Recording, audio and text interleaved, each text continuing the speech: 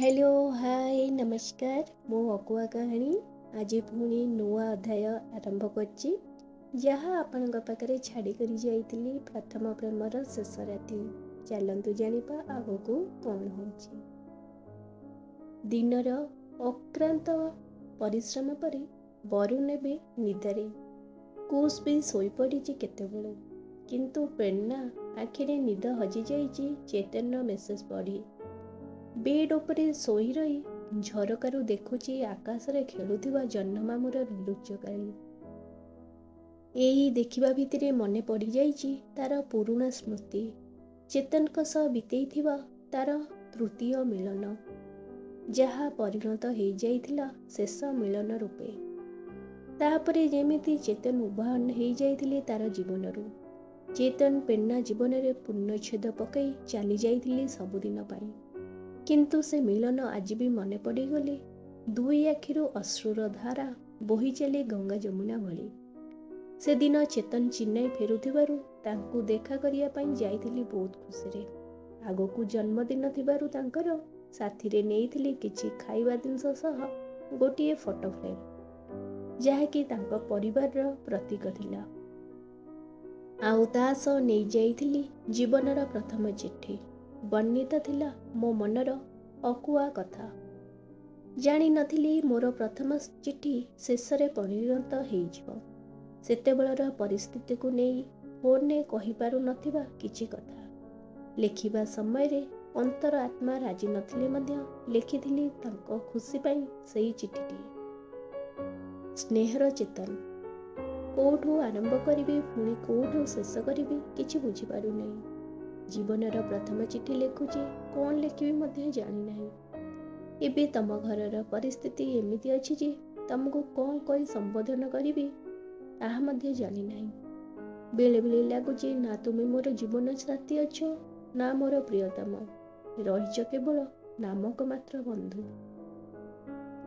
जीवन साथीर अधिकार तम बापा माँ छड़े सारिलेनी अनेक दिन पूर्वरु, जहा कि तमे मते न कहिले मध्य मु जानी पारुची। मु कष्ट पाइबी बोली तमे सबु किछि लुचेई चालुच, बुझी पारुन तमे जे तमर चुप ही मते बेसी कष्ट देई चालुची प्रतिदिन। सेतिपाई मु निष्पत्ति नेली मु कहिदेबी तमको तम मनर थिबा बोझ टिकक दूर हेई जिवो भाबी। तुम सह बितेइथिबा सब मुहूर्त मो मनरे एमिति आंकी हेइची जहाकू चाहिले मध्य लिबेई हेब नहीं कि शेष निश्वास पर्यंत भूली हेब नहीं। मु जाने दुई जनक मनरे दुईंक पाई अतुलनीय प्रेम अछि, किंतु तुमे निरुपाय केवल तम माँ पाई। काले माँ को जोर करी कहीदेले किछि हेई जिवो सेई डररे तमे चुप रही जाउच तांको पाखरे। तमे किछि न कहिले मध्य एई किछि दिन भितरे जानि पाछि तम निष्पत्ति को, केवल अपेक्षा तम मुहरु सुनिबा पाई। सबु बुझी मध्य मु चाहूँ जे तमे आउ थरे चेष्टा कर फेरी आसबाको। सबु बेले मु तम अपेक्षारे। जीवनर जेकोसी मोड़रे प्रेरणा बोली डाक देले चली आसबी सेही मुहूर्तरे। भूली जीवी मु कौन केउठी अछि, कारण मो जीवन तम बिना मूल्यहीन। तम मन दुख करबाकू चाहुनी, किंतु मु निरुपाय। आम संपर्क सतरे आगुकू आउ बढ़िबो कि नाही मु भी जानि पारु नाही, किंतु मोर विश्वास तमे पुनर्बार चेष्टा करिबो केवल तमर प्रेरणा पाई। बहुत थर चेष्टा करिछि मो मन खोली सबु कथा तमको कहिबी, किंतु मु विफल। मते बुझिबाकू चेष्टा करिबो कोन पई तमको एई सब कहूछि। घरे जदि बेसी जबरदस्ती करिवे ताहले तांका मनरे दुख न देई खुसरे खुसरे आपण नेई नब तम जीवन साथी को। केबे मो भली ता मनरे दुख दब नहीं, कारण सी तमर अर्धांगिनी। प्रेम तो दुई आत्मार मिलन, जा आम प्रेम रे मु स्पष्ट बारी पारुची। प्रेम जदि शारीरिक सुख हेइथिबो बुझी जीवो प्रेरणा तमको सही प्रेम केबे करी नहीं। सेतिपाई तो राधांको सही निष्पाप प्रेम पाई सारा जगत कृष्ण राधा को जानिथिले, जानि नथिले तांकर अनेक रानी को। तमे जेते दूरे थाओ पछे मो मन मंदिर रे केवल तुमे ही रहिबो। तार स्थान आउ काहाकू मिलिबा भी कष्टकर।